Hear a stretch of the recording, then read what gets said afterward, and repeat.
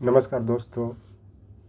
आजकल जो पाकिस्तान ऑक्युपाइड कश्मीर जो पीओके के नाम से जाना जाता है वहाँ पे जो बड़े पैमाने पर पाकिस्तान सरकार के विरुद्ध जो धरना प्रदर्शन हो रहे हैं, इस धरना प्रदर्शन को दबाने के लिए पाकिस्तान की सरकार ने वहाँ पे जो जोर जुल्म किया है और पुलिस की गोलीबारी में 12 लोग मारे गए।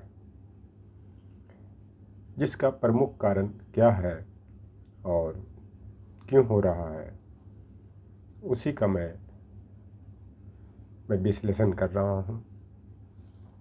तो पहली चीज़ कि वहाँ का जो जम्मू कश्मीर संयुक्त अवामी एक्शन कमेटी है, वह 38 मांगों का डिमांड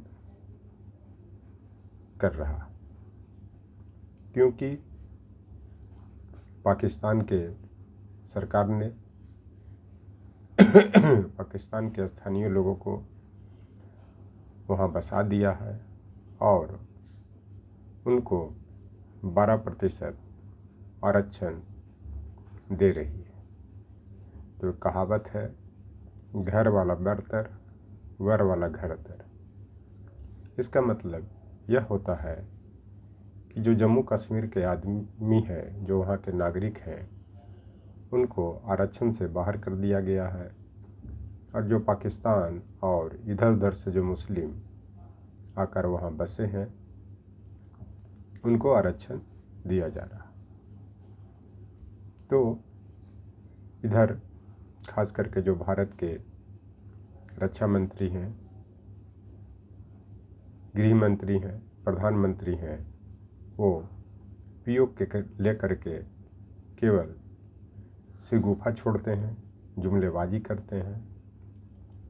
इससे तो पीओके के लोगों को हौसला बढ़ता है, प्रोत्साहन मिलता है, जिसको ताकत बना करके, साहस बना करके धरना प्रदर्शन करते हैं। लेकिन जब इधर के लोगों से,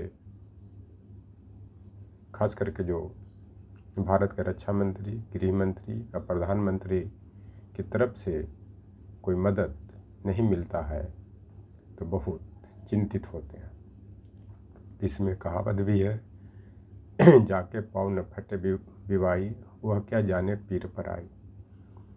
इस कहावत का अर्थ होता है कि जो भुक्तभोगी है वही जानता है कि उन पर क्या बीत रहा है, उनके साथ क्या हो रहा है।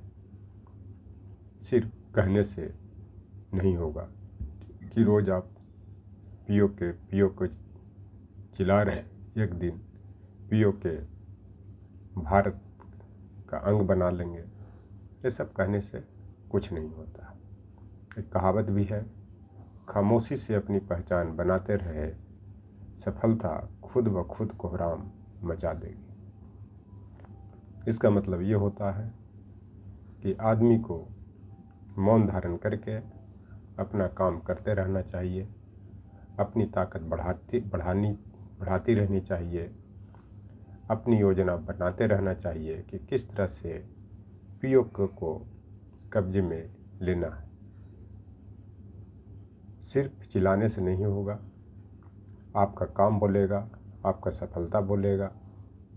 इसलिए इस तरह के स्टेटमेंट दे करके पीओके के लोगों को और आप दुर्गति करवा रहे हैं और उन्हें गड्ढा में ढकेल रहे हैं।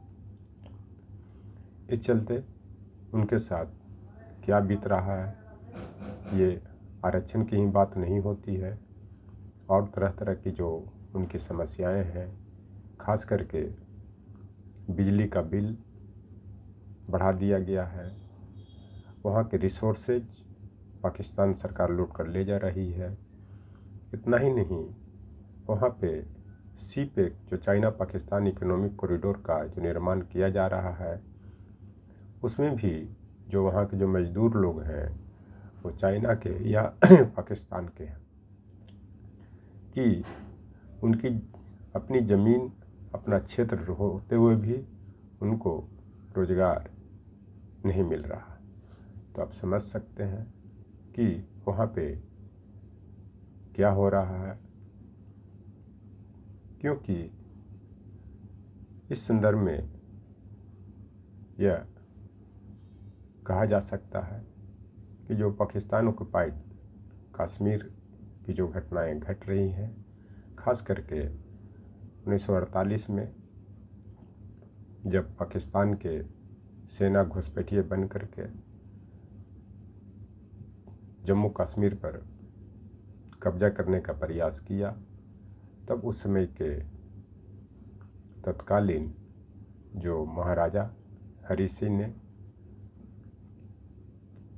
जम्मू कश्मीर को भारत में विलय के लिए हस्ताक्षर पत्र पर अपना हस्ताक्षर किए। क्योंकि उस समय के तत्कालीन गृह मंत्री और प्रधानमंत्री ने महाराजा को कहा कि पहले आप जो विलय संधि है उस पर आप हस्ताक्षर करें, तभी मैं भारतीय सेना आपको हेल्प के लिए भेजूंगा। जिसके उपरांत भारतीय सेना ने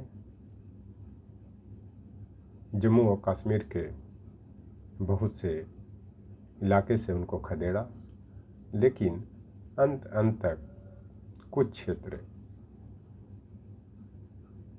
से पाकिस्तानी सेना को नहीं भगा पाए, जो आज पाकिस्तान ऑक्युपाइड कश्मीर के नाम से जाना जा रहा है और पाकिस्तान इसे आज़ाद कश्मीर कहता है। तो वहाँ पे हिंसक भड़कने का और सभी कारण है कि किस तरह से पाकिस्तानी सेना वहाँ के नागरिकों पर जुल्म ढा रही है। जिस तरह से बलूचिस्तान में वहाँ के नागरिकों पर पाकिस्तानी सेना जुल्म ढा रही है, उसी तरह से पीओके के लोगों पर पाकिस्तानी सेना जुल्म ढा रही है। लेकिन भारत सरकार भड़काऊ बयान दे करके पाकिस्तान की जो सेना है, वहाँ की सरकार है, उसमें डर पैदा कर रही है और पाकिस्तानी सरकार और वहाँ की सेना को लग रहा है कि हो सकता है कि भारत की सरकार पीओके को अपने कब्जे में ले लेगी। क्योंकि कई बार रक्षा मंत्री राजनाथ सिंह ने भी कहा है कि एक न एक दिन पीओके भारत का अंग होगा, जिसके कारण भी जो पाकिस्तान की सरकार है वह वहाँ के लोगों को ला करके पीओके में बसा रहा है, ताकि उसकी संख्या बढ़े और पीओके पाकिस्तान का अंग बन सके। क्योंकि जिस तरह से यूक्रेन में रूस के लोगों को बसाया गया और रूस उस पर कब्जा करने का प्रयास कर रहा है, जिसके कारण विगत 3 साल से रूस यूक्रेन युद्ध चल रहा है। उसी तरह से पाकिस्तान भी वहाँ के लोगों को ला करके वहाँ पे पीओके में बसा रहा है और ख़ास करके पीओके के लोगों को वहाँ के जो कश्मीरी भाषा है उसको उसके जगह पे उर्दू भाषा थोपना चाहती है पाकिस्तान सरकार, जिसके कारण भी वहाँ पे इतने बड़े पैमाने पर दंगा फसाद विरोध प्रदर्शन हो रहे हैं। जिस तरह से पाकिस्तान ने बांग्लादेशियों पर उर्दू भाषा थोपने का प्रयास किया, जिसके कारण वहाँ की जनता ने विरोध किया और अंततः पूर्वी पाकिस्तान बांग्लादेश के रूप में नया देश बन गया। तो एक कहावत भी है कि बापे पुत प्रापत घोड़ा, कुछ नहीं तो थोड़म थोड़ा। इसका मतलब यह होता है कि बाप का थोड़ा बहुत भी गुण बेटा में होना चाहिए। इसका मतलब यह भी होता है कि जो विरासत की जो चीज़ें हैं उसके विरासत को थोड़ा बहुत, उस विरासत से थोड़ा बहुत सीख करके उसको संभालना चाहिए। इसका मतलब ये है कि जिस तरह से 1962 के युद्ध में चीन ने भारत के बहुत से क्षेत्रों पर कब्जा किया था, तो भारतीय सेना ने 1967 में बहुत सा क्षेत्रों को पुनः वापस लिया। 65 के युद्ध में पाकिस्तानी सेना को करारी हार मिली। 71 के युद्ध में पाकिस्तानी सेना को करारी हार मिलने के साथ साथ एक नया बांग्लादेश देश बना, लेकिन आज के संदर्भ में यह नहीं हो पा रहा है, क्योंकि पीओके तो छोड़िए, भारत के बहुत से क्षेत्रों के आसपास चीनी सेना आकर बैठ गया है और ऐसा भी माना जा रहा है कि भारत के क्षेत्र में चीनी सेना ने कई गांव बसा दिए।